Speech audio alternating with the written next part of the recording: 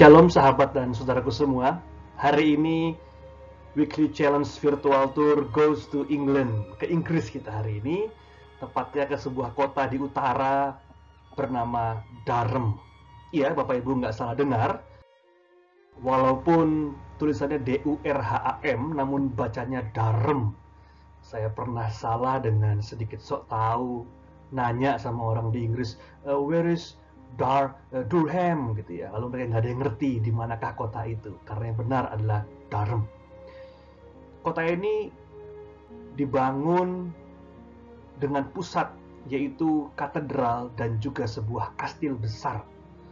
Namun kenapa dibangun sebuah kastil dan sebuah katedral besar bersamaan? Pada zaman dahulu Inggris belum seperti sekarang. Mereka masih terbagi-bagi dalam berbagai macam kerajaan, ya seperti di Indonesia ya, banyak kerajaan-kerajaan. Nah, salah satunya adalah kerajaan Northumbria di utara. Dan dibangunlah sebuah kastil yang besar untuk menahan gempuran para orang-orang Viking pada zaman dahulu dari sisi laut. Sehingga kastil Durham terletak di pinggir laut memang. Karena mereka berusaha untuk menahan gempuran, baik dari sisi laut maupun dari sisi utara, di mana ada begitu banyak serangan-serangan yang selain daripada kastil, namun juga ada sebuah katedral yang besar dan terkenal. Konon disinilah bersemayam tubuh Santo Cuthbert, seorang santo yang dianggap suci dan memiliki sebuah berkat berupa penyembuhan bagi banyak orang. Sehingga pada zaman dulu, pada abad ke-7 dan abad ke-8, banyak orang datang kemari atau bahkan datang ke tempat di mana Santo Cuthbert dikubur untuk boleh mendapatkan kesembuhan. Mereka percaya ketika mereka berdoa di dekatnya, Santo Cuthbert memiliki sebuah daya kesembuhan karena dia adalah seorang suci yang dekat dengan Tuhan. Sehingga hingga hari ini, di dalam katedral Durham, bersemayamlah tubuh ataupun sisa tubuh dari Santo Cuthbert sampai sekarang masih. Durham sendiri terletak dalam sebuah tempat yang sangat indah. Ada sungai yang mengelilinginya sehingga anginnya sungguh terasa dingin ketika pagi, terasa segar karena alamnya yang masih begitu asri. Sehingga nggak salah kalau pagi-pagi kita bisa jogging, santai, ya mungkin seperti di kampung kita masing-masing gitu ya. Agak mirip Gunung Kidul mungkin ya. Sehingga ketika pagi-pagi habis jogging, kita bisa minum segelas susu coklat dengan marshmallow yang lezat. Ini supaya Bapak Ibu bisa sarapan dan mungkin sedikit merasa lapar gitu ya. Dan ini adalah bentuk di dalam dari katedral Durham. Disebut dengan bergaya Anglo-Norman. Khas dengan lengkungan-lengkungan di atap yang begitu besar dan megah. Mirip dengan gereja-gereja di daerah Jerman memang, karena dari sanalah berasal gaya ini. Tidak hanya lengkungan-lengkungan, namun juga biasanya ditemani dengan kaca patri yang berwarna-warni. Kita lihat di depan sana ada begitu besar kaca patri yang biasanya menggambarkan entah itu Roh Kudus, entah itu Kristus maupun Allah Bapa dalam ketertunggalannya. Di sebelah kanan kiri kita melihat bangku-bangku besar semacam tempat duduk para majelis pada zaman. Tidak hanya di dalamnya, namun juga keindahan dari katedral Durham ini sungguh terkenal. Tidak hanya gerejanya, namun juga sekitar gerejanya, lorong-lorongnya, bahkan lapangannya. Kita yang suka dengan film Harry Potter tentu tahu bahwa Harry Potter pernah direkam di katedral ini. Jadi ini lapangan di tengah-tengah dari katedral Durham. Sehingga tempat ini bukan saja punya nuansa spiritual yang tinggi, namun juga keindahan yang bisa menarik banyak orang.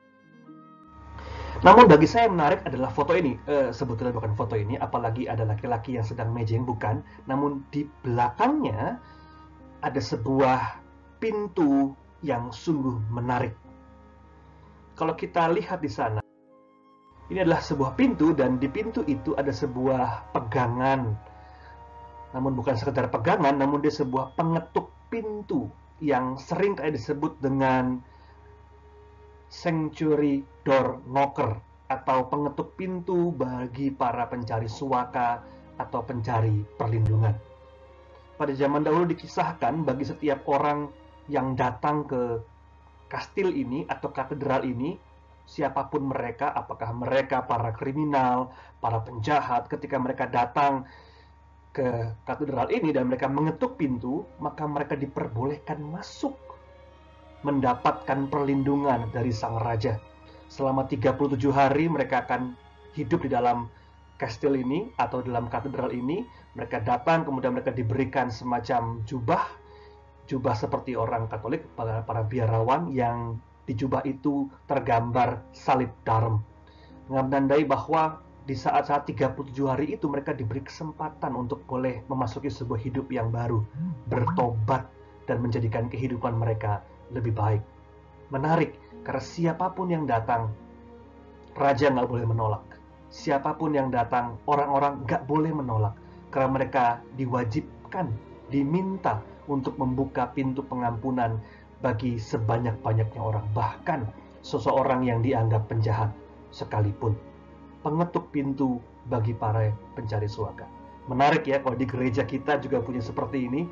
Jadi gereja kita tidak digembok setiap hari, namun ada semacam pengetuk pintunya atau belnya, sehingga siapapun yang datang, minta minum, minta berteduh, apapun itu, kita beri kesempatan bagi mereka. Nah, saya teringat dengan sebuah ayat 1 Yohanes 1 ayat 8-10, dikatakan demikian. Jika kita berkata bahwa kita tidak berdosa, maka kita menipu diri sendiri dan kebenaran tidak ada di dalam kita. Jika kita mengaku dosa kita, maka Ia adalah setia dan adil, sehingga Ia akan mengampuni segala dosa kita dan menyucikan kita dari segala kejahatan. Jika kita berkata bahwa kita tidak berbuat dosa, maka kita membuat Dia menjadi pendusta dan firman-Nya tidak ada di dalam kita. Wah, ini bahaya sekali. Ketika kita tidak mau mengakui, menolak bahwa diri kita adalah para pendosa, maka justru Dialah yang datang dan telah memberikan tubuhnya, hidupnya untuk keselamatan manusia itu menjadi seorang pendusta.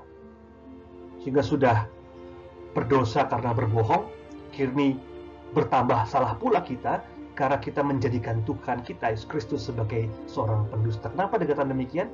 Karena Dia datang untuk menyelamatkan semua manusia. Kalau manusia nggak berdosa, nah apa yang diselamatkan? Sehingga firman kebenarannya menjadi sebuah kebohongan. Untuk itulah seorang teolog, namun juga seorang filsuf bernama Søren Kierkegaard pernah mengatakan bahwa sebetulnya kita perlu memiliki memori pengampunan. Apa itu?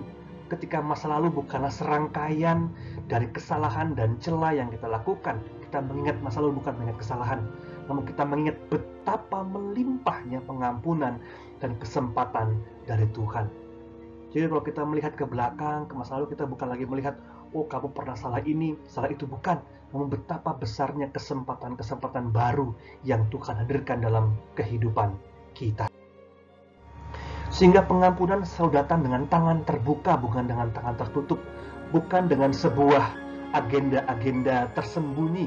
Aku mengampunimu jikalau aku bisa melupakan dosa-dosamu, kalau saja ada syarat dan ketentuan yang berlaku. Tidak, pengampunan datang dengan tangan terbuka. Pengampunan selalu bersifat melepaskan dan bukan menyimpan. Untuk itu, let go, because God already forgive us, and let God do the work. Gitu ya. Biarkan Tuhan yang menanggung beban itu, karena ketika kita memegangnya, kita akan semakin berat dan tidak akan bisa kemana-mana. Di masa-masa pandemi ini, setiap kita, rumah kita, diri kita pribadi perlu memiliki tadi bel untuk pengampunan, bel untuk sahabat-sahabat kita yang mencari pengampunan, agar setiap siapapun juga, orang asing sekalipun, kita beri tempat dan ruang di dalam kehidupan. Kini, saudaraku semua, mari kita berdoa secara pribadi, nanti akan tutup dalam sebuah doa bersama-sama. Silahkan.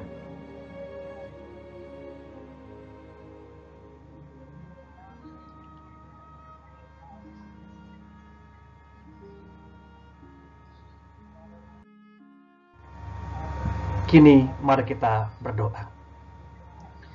Ya Allah, pada saat ini kami merefleksikan sebuah sikap iman bahwa kami harus terus-menerus memberi kesempatan bagi siapapun juga, bahkan mungkin orang-orang yang paling kami kasihi ketika mereka bersalah. Karena Engkau telah mengampuni kami terlebih dahulu, dan kami harus mengampuni mereka yang juga bersalah bersama dengan kami. Kami membuka pintu bagi sebanyak-banyaknya orang untuk bisa mendapatkan dan merasakan kasih-Mu yang kami boleh melimpah dalam hati kami itu juga ya Tuhan. Kiranya di masa-masa pandemi ini mengajarkan kami lebih banyak lagi kerendahan hati dan kelapangan hati kami satu persatu. Terima kasih ya Tuhan. Amin. Ingatlah, Tuhan sudah mengampuni kita. Kini ampunilah dirimu sendiri dan ampunilah sesama kita. Lepaskanlah beban itu, karena Dialah Allah Sang Pengampun telah terlebih dahulu dan telah dengan membuka tangannya membiarkan kita berjalan dengan ringan. Tuhan memberkati kita semua. Amin.